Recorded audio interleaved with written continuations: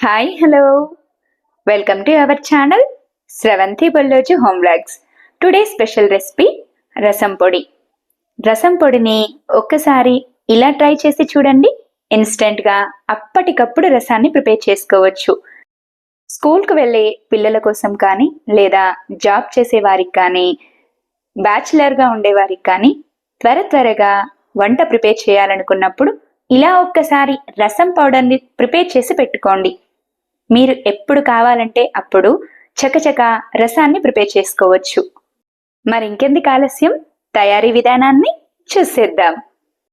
రసం పౌడర్ని ప్రిపేర్ చేయడానికి ముందుగా స్టవ్ వెలిగించి ప్యాన్ను పెట్టుకొని 1 కప్పు నిండుగా శనగపప్పును వేసుకోండి. మిగతా అన్ని కొలతలు ఇదే కప్పుతో తీసుకుంటే రసం పౌడర్ పర్ఫెక్ట్గా కుదురుతుంది. అదే కప్పుతో 1 కప్పు నిండుగా కందిపప్పు, 1 కప్పు వరకు ధనియాలు, 1 కప్పు వరకు రైస్ని వేసుకోండి. రైస్ని వేసుకోవడం ద్వారా రసం చిక్కబడి చాలా టేస్టీగా ఉంటుంది. ఇలా వేసుకున్న పప్పులు, రైస్ని మంచి గోల్డెన్ కలర్ వచ్చేంత వరకు కలుపుతూ ఫ్రై చేసుకోండి. ఇలా పప్పులన్నింటినీ ఫ్రై చేసేటప్పుడు మాత్రం స్టవ్ని మీడియం ఫ్లేమ్లో ఉంచుకొని మాత్రమే కలుపుతూ మంచి గోల్డెన్ కలర్ వచ్చేంత వరకు ఫ్రై చేసుకోండి. అప్పుడే రసం పొడి ఎక్కువ రోజుల పాటు నిల్వ ఉంటుంది. ఈ పొడిని ఒక్కసారి ప్రిపేర్ చేసి పెట్టుకున్నారంటే 6 నెలల వరకు ఈజీగా నిల్వ చేసుకోవచ్చు. ఇలా పప్పులన్నీ మంచి గోల్డెన్ కలర్లోకి చక్కగా ఫ్రై అయిన తర్వాత కాస్త వెడల్పుగా ఉన్న ప్లేట్లోనికి తీసుకొని పూర్తిగా చల్లారేంత వరకు పక్కన పెట్టండి.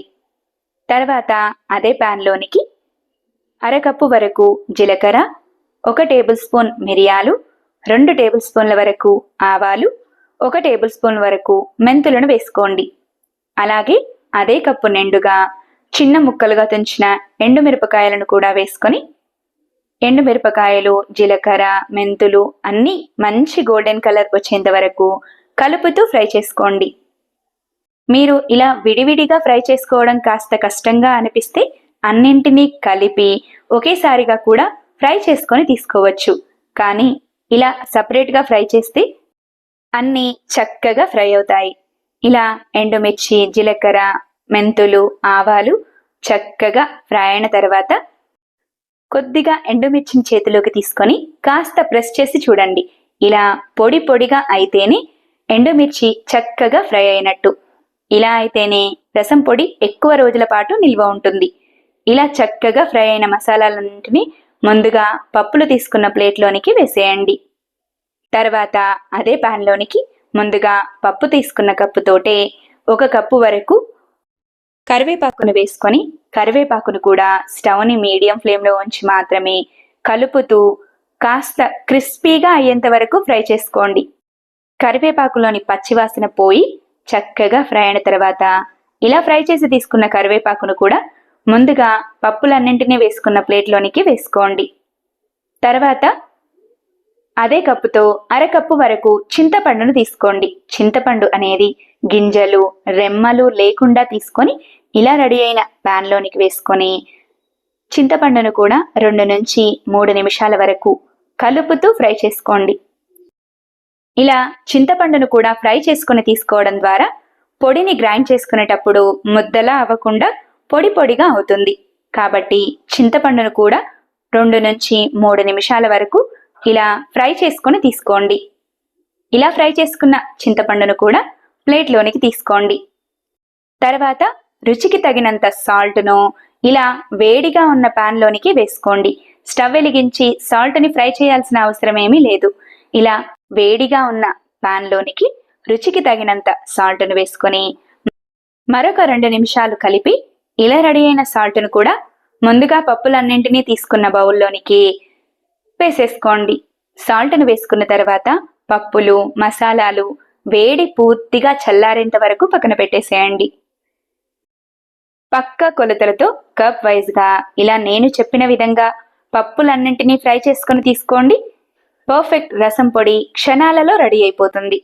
ఈ కొలతలను మాత్రం అస్సలు స్కిప్ చేయకండి. పప్పులన్నీ ఇలా వేడి పూర్తిగా చల్లారిన తర్వాత గ్రైండ్ చేసుకోవడం కోసం మిక్సీ జార్ని తీసుకొని ఇలా తీసుకున్న మిక్సీ జార్లోనికి ముందుగా ఫ్రై చేసి తీసుకున్న అన్ని పప్పులను, మిర్చిని, జీలకర్ర, చింతపండును అన్నిటినీ ఒకేసారిగా మిక్సీ జార్లోకి వేసుకొని మిక్సీ జార్పై మూతను పెట్టి మిక్సీని 1-2 డైరెక్షన్లు ఇస్తూ మెత్తని పొడిలా అయ్యేంత వరకు గ్రైండ్ చేసుకోండి. రసం పొడి ఇలా చక్కగా రెడీ అయిన తర్వాత 1 టీ స్పూన్ వరకు పసుపును వేసి మరొకసారి మిక్సీ జార్పై మూతను పెట్టి పసుపు మొత్తం కలిసేలా మరొకసారి గ్రైండ్ చేసుకొని తీసుకోండి. అంతే, సింపుల్గా టేస్టీగా రసం పొడి రెడీ. ఇలా రెడీ అయిన పొడిని మరొక ప్లేట్లోనికి వేసుకొని వేడి పూర్తిగా చల్లారిన తర్వాత ఎయిర్ టైట్ డబ్బాలో పెట్టి స్టోర్ చేసుకుంటే 3 నుంచి 6 నెలల పాటు నిల్వ ఉంటుంది. మీకు రసం ఎప్పుడు ప్రిపేర్ చేయాలనిపిస్తే అప్పుడు 2 గ్లాసుల వాటర్ని తీసుకొని స్టవ్ పై పెట్టి వాటర్ కాస్త మసిలిన తర్వాత 2 నుంచి 3 టేబుల్ స్పూన్ల రసం పౌడర్ని వేసుకొని సాల్ట్ని అడ్జస్ట్ చేసుకొని 5 నుంచి 10 నిమిషాల వరకు మీడియం ఫ్లేమ్లో మరగనిచ్చి తాలింపు పెట్టుకుంటే కమ్మని రసం ఈజీగా రెడీ అయిపోతుంది. మరి ఇంకెందుకు ఆలస్యం, 6 నెలల పాటు నిల్వ ఉండే ఈ రసం పౌడర్ని మీరు కూడా తప్పకుండా ట్రై చేసేయండి. నా వీడియో కనుక మీకు నచ్చినట్టయితే లైక్ చేయండి. ఇలాంటి మరెన్నో ఇంట్రెస్టింగ్, టేస్టీ, హెల్దీ రెసిపీస్ కోసం నా ఛానల్ని సబ్స్క్రైబ్ చేయండి. ఈ రసం పౌడర్ను మీరు కూడా తప్పకుండా ట్రై చేసి ఎలా వచ్చిందో కామెంట్ చేయండి. Thanks for watching. Wait for new recipe.